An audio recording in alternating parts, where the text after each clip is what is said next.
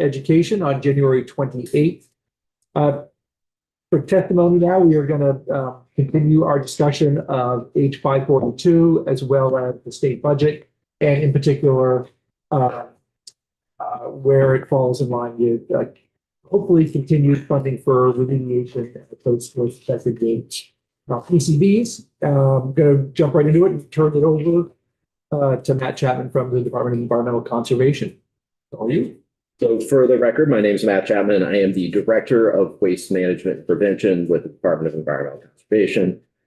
So if it's all right, I'm going to combine sort of my testimony because the budget will be quick. As you may or may not be aware, there is not any funding in the governor's 2027 budget for PCBs in schools. I think it's reflective of the general constriction that's taking place throughout the budget in a number of different areas. DEC is not alone. I mean, we are certainly seeing limited funds sort of across the board within our budget. And I guess I would say that, we noted in our prior testimony, there are limited funds continuing to be available from the $9.5 million, and we continue to work on sort of the 6 priority schools that have been identified as those that have work that needs to be done and completed, and we're using the available funds to sort of move forward and try and get those schools to a place of either where they've been remediated or they're in a sort of stable condition.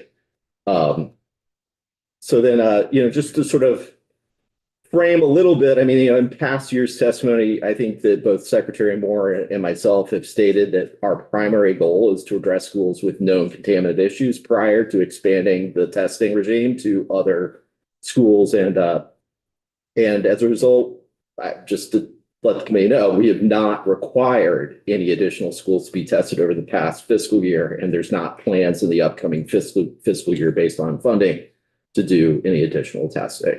There have been several schools who voluntarily wanted to go through for their own various reasons, and we've tried to help support them in that process. And actually, tell us at the point where you were sort of transitioning from. I think we're about ready to jump out of budget and into 542. How much do we basically have left? So it's about in the range of 4 million. Trish has got the numbers much more dialed in than I do. Most of that money that's left is sort of planned for Green Mountain Union.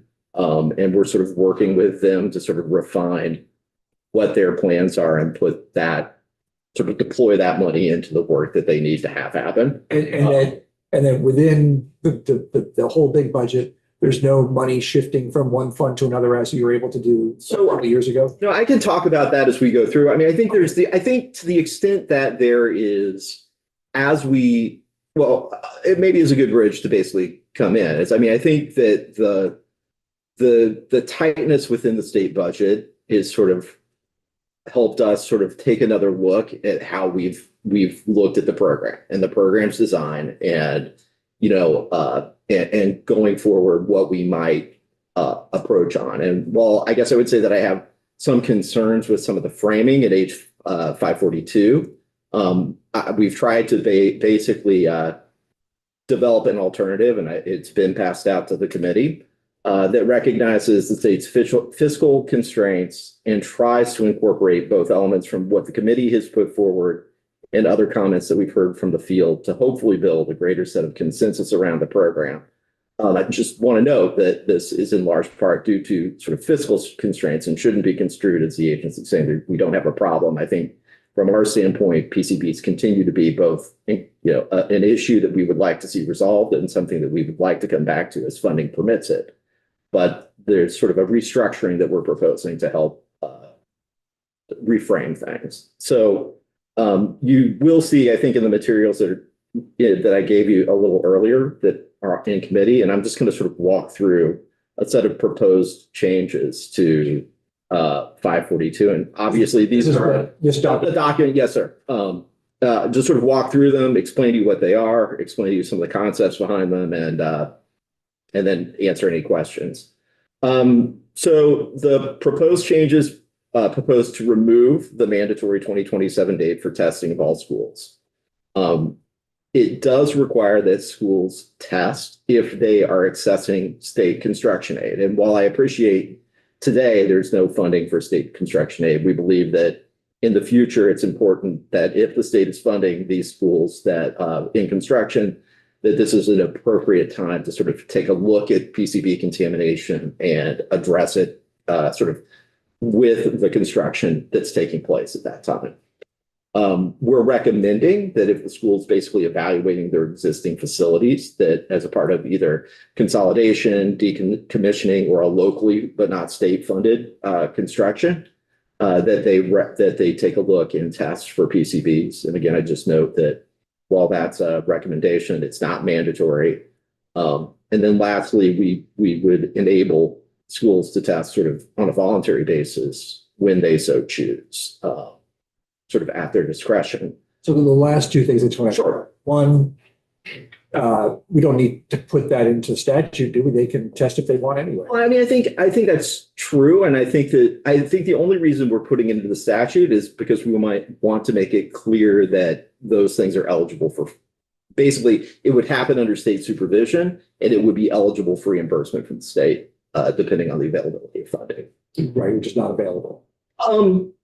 Not today, correct. And then you sort of, and I guess I'd be hesitant to put a recommendation to the statute as well. I understand. And I wondered what that actually meant, under state.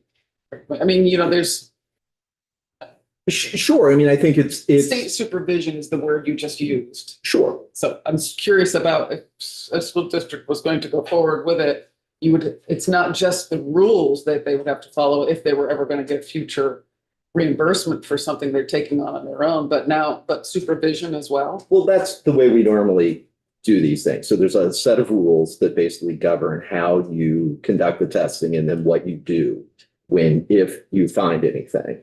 And so if there's a recommendation. Exactly. And I guess I would say, when we first started talking internally about this, it was permissive, frankly, on both. And I think that while it may make all the sense in the world to keep it permissive, I think that it makes sense, at least for purposes of conversation, to say that it's encouraged and not just permissive. And I think that from an education and outreach perspective, it would be at least the Agency of Natural Resources stance to educate schools and try and encourage them that when they're taking these steps, that they exercise their voluntary ability to go through this. So it's not mandatory, and I don't want to, lead anyone to think that, but it's probably a good idea at that time frame for you to be thinking about doing that. So like a job for guidance issuing and not a job for statute. And no disagreement. And again, if you elect to do it, then you need to follow the process of doing it. But if you elect not to, that is your election to do so. So,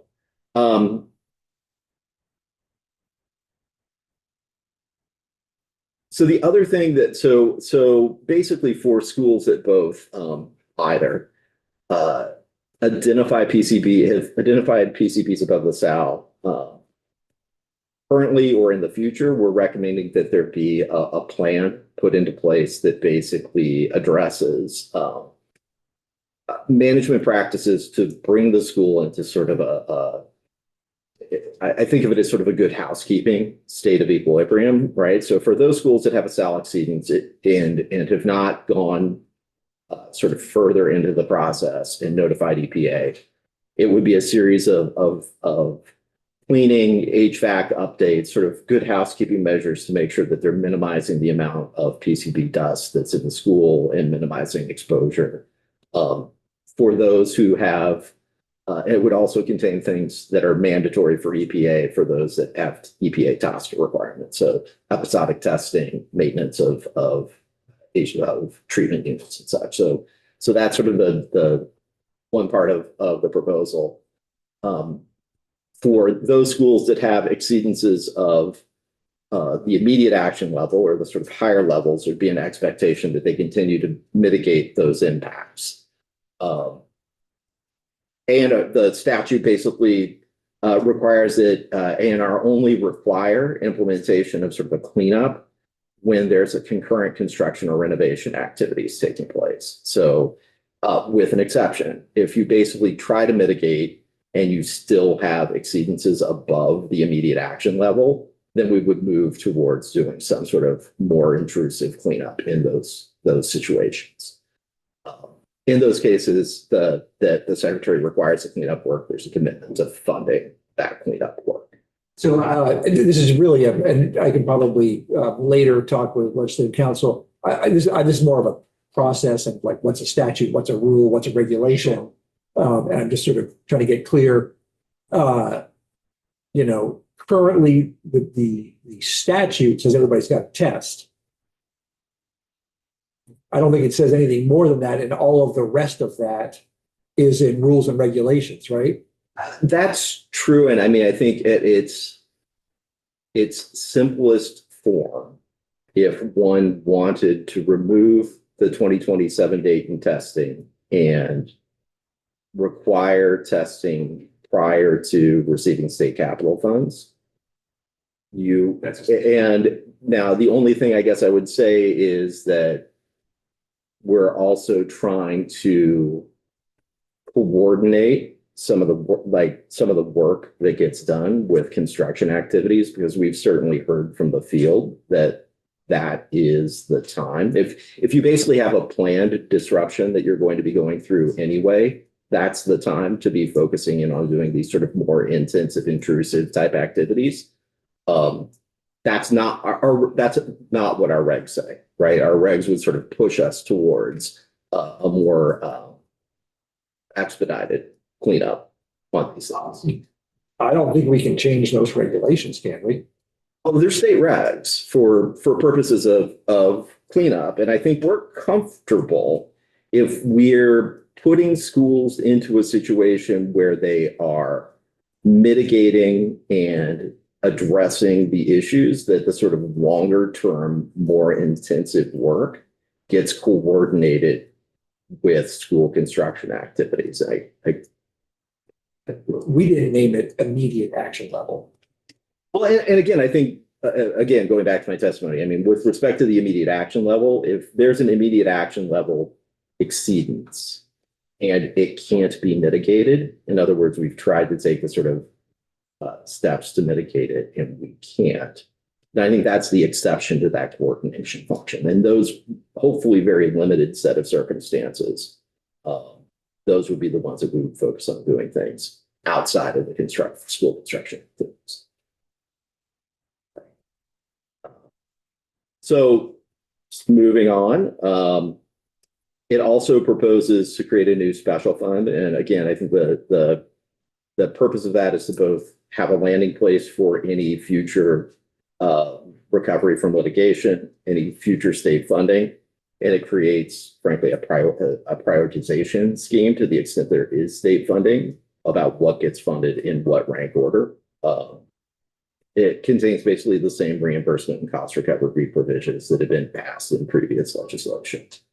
And then I guess I would just, with respect to H542, and specifically the study in subsection E, while I'm never necessarily in favor of a new annual reporting requirement, if the committee thinks that the information contained in the report has value, I think we collect all of that information currently anyway, and it wouldn't be an extreme burden on the agency to basically put it together for the committee and the legislature to have it in a report.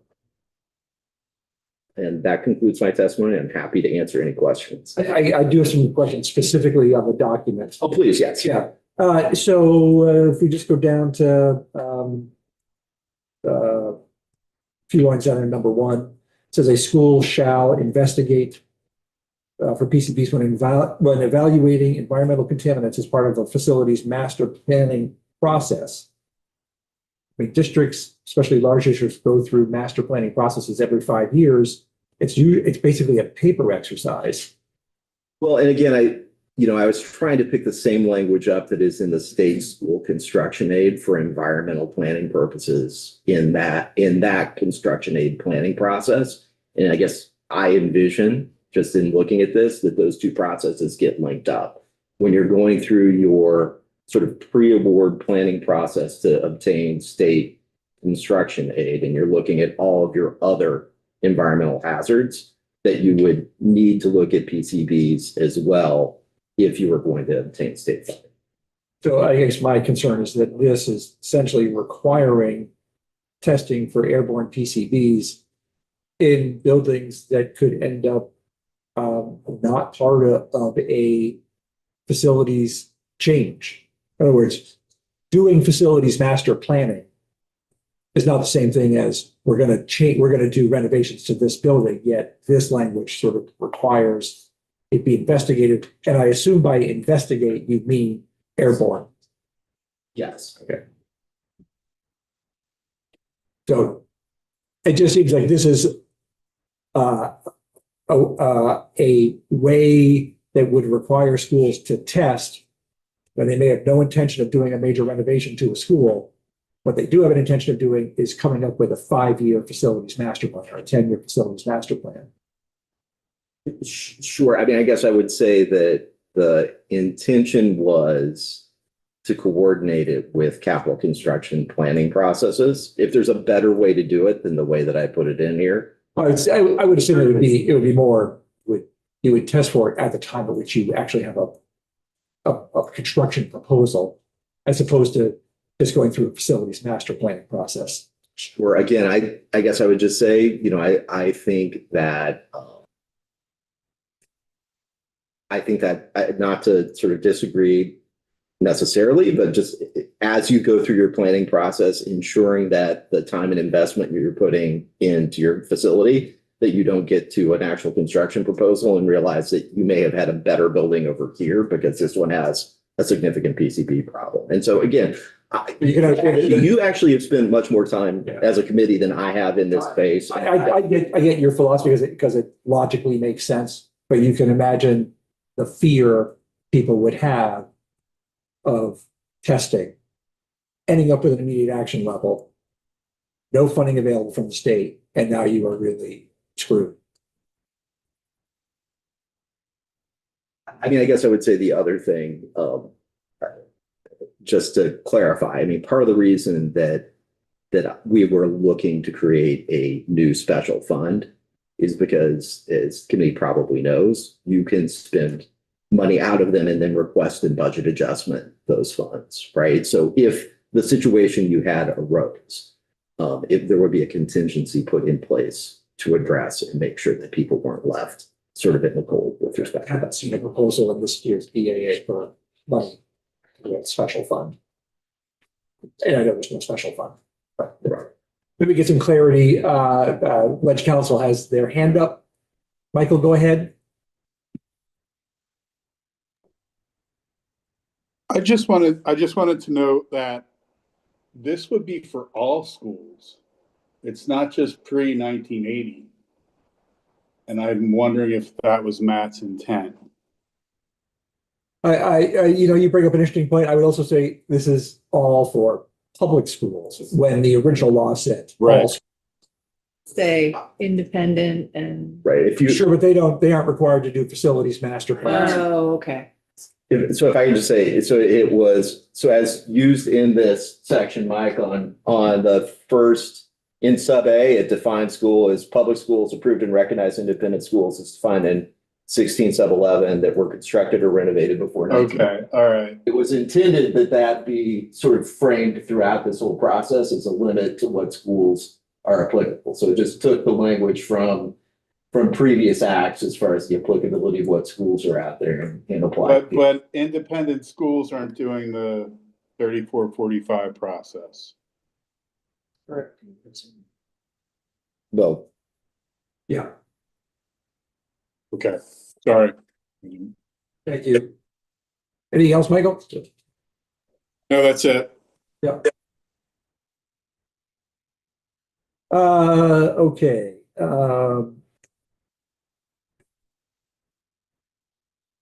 So if I go down to 3/4 of the way down to page 1, PCD management plan, yes. School has to develop a PCD management plan. I would assume you would have no objection if we were to use that. We'd say with assistance from the Agency of Natural Resources, I have no issue. because schools are not equipped to do that work. No, and Trish and I were speaking to this earlier. I mean, most the vast majority of these, it would be a fairly simple plan that we could frankly help them write or move them through the process into it. But yes, with the assistance of the agencies, absolutely fine. Then at the bottom of the page, number 2, the secretary shall mitigate any impact associated with PCBs identified by the investigation. Can you give me a little more specific what that means? Sure. Putting in carbon treatment filters into a classroom. But what does shall mitigate? The secretary shall mitigate. Does that mean that the secretary shall pay for those mitigations? So I think our intention was that if there's an exceedance of an immediate action level, that we would facilitate and pay for the immediate. So I don't want to facilitate, I don't want to mitigate, I want pay for. Is that what you mean by I mean, that? that is the intent, yes, that we would continue doing exactly what we've been doing up to this point, which is paying for the mitigation associated with. Well, and providing money. Again, as you say, there's no request for money in the budget this year or the BAA. That's correct. Okay. Top of the next page, secretary shall only require a school to implement a corrective action plan to remediate PCBs when the school is undertaking construction or renovation activities. But what about, that's all well and good, but where does the EPA fall into this? In other words, the secretary shall only require it under the circumstance, but if there's a release, that triggers the EPA. Trish, you want to help or join in on the EPA related? So Let me go to Ledge Council first. Okay. Michael, go ahead. So that's a new hand. Oh, never mind. Sorry, that was legacy. Okay. Maybe goodbye. Trish, if you'd like to sit up front with us, that'd be great. And you can introduce yourself.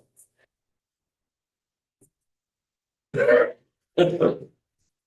of blended. Trish Coppolino from DC Sites Management Section. I just want to make sure I understood your question clearly. Was what if the EPA requires additional work or work for the school with agencies still? It is that it says the secretary shall only require a school to implement a corrective action plan when the school is undertaking construction. And maybe I'm probably interpreting this incorrectly. Charged, if you will. But my concern is that it's not just a Vermont thing once PCBs have been identified. The way things have been working right now have been once the PCBs have been identified and the school or whoever is ready to actually implement cleanup is when EPA is notified. And so that would most likely be the same time that we would be requiring cleanup if we're notified. There are lots of PCB mitigation projects that are happening in the state that haven't been part of. It's been a window replacement. The PCBs are being disposed of in a copy. EPA gets a notification and we get CC'd on it. So most of the information is a notification to EPA that some violation has happened. The work is going to occur and the process moves forward. And in that instance, assuming indoor air is tested at the same time, the state would be also requiring the same work for most of it. I guess. But I mean, I guess. It's my interpretation. I think it's a little bit off here. Honestly, I don't, if the process continues the way it's written or the way we've been doing it, I don't see an instance where EPA is going to be ahead of the state doing work and requiring work to happen. It would be when the state is no longer involved in the process or indoor air wasn't sampled to indicate a release to the way we're regulating PCBs. And I guess let me, to give you a real life example without naming the school, there's a school that has significant PCB contamination in sort of structural elements of the school. They don't have, if they were to try to remove those structural elements, it would cause the school not to be, it would basically cause the school not to be structurally suitable for use anymore. So EPA is basically fine. It has set up a regime where you're allowing those materials to stay in and are waiting for a future construction activity prior to those materials being removed. And I think that's similar to what is being proposed here, right? That those sort of ultimate EPA TSCA required removal activities are going to be deferred as long as we're managing the health related issues that are present by the PCBs being there.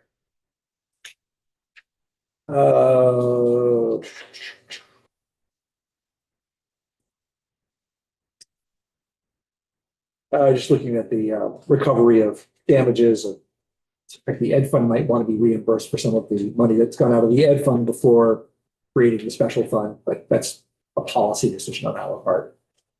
Sure, and I was ready to say, I guess I would say to the extent that the way I was looking at this was that again, Mike should feel free to improve any drafting that I did here, that any of the funds that were spent with the recovery provisions under previously adopted appropriations language, they would be subject to those cost recovery provisions and go back to, so the Ed Fund would go back to the Ed Fund.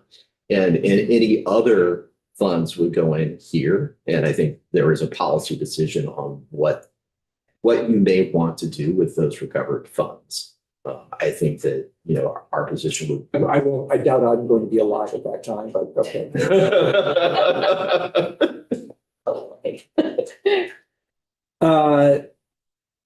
So just at the end, you talk about shall use up to $4.5 million. Could you talk about just that last paragraph?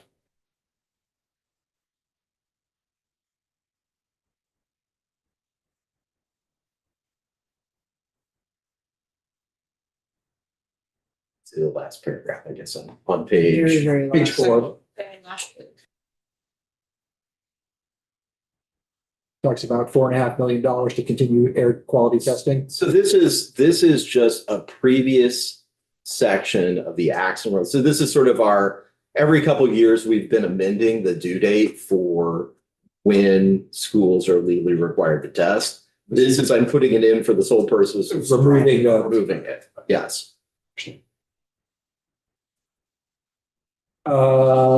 So back to the budget stuff, we've got 4 million left. That's fairly well earmarked for work at Green Mountain. We've got, I can't remember how many schools now that have to have quarterly, every 6 months testing. Are they now responsible for paying for all of that? We haven't been doing it and we haven't been requiring. So it hasn't been happening?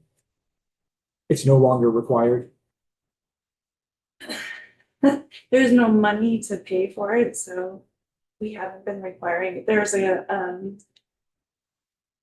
one school that I know of that's moved on to doing its own work, and they've been funding the sampling to continue working in that atmosphere, but none of the other schools have been moving that forward. I guess U32 has been, but there's still money left over in a purchase order that we had for them, so the state's been funding that work.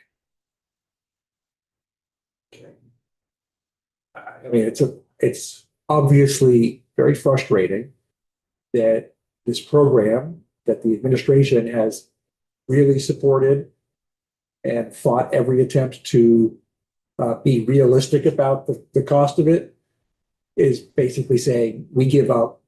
We started this, we feel strongly about it, and we don't have any money, so you all have to either just stop testing or, and I'm talking about schools that are already affected, or pay for it yourself. I mean, it's just very frustrating. But this whole journey has been frustrating.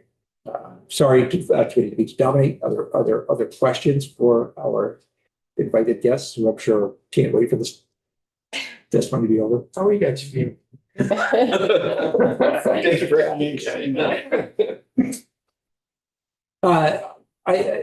ahead. I feel pretty strongly about the quarterly sampling and that it is really beneficial. I just our priority and directive has been trying to work on the schools that have IAL exceedances where we haven't been able to effectively change those and get them to lower concentrations that are below the IAL, sometimes even below the SAL, and the schools that we were sampling, we know that they've been below the SAL, or in below the IAL.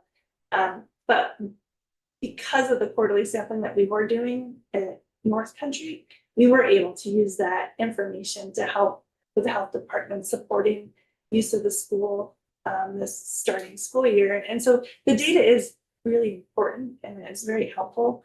I think we're just really trying to work through priorities and making sure that we can focus on the highest priorities, not that the others aren't priorities. I appreciate that. I mean, we are in an era of scarce resources. Yeah, I appreciate that. Well, anybody else with any questions? Thank you both for your time and your thoughtful response to the original bill. So, committee, we are essentially off until the floor, but let's hold on a second, but while we continue. You have something at 3:00. 3:00, we have which bill introduction? Oh, Charlie's bill. Okay, great.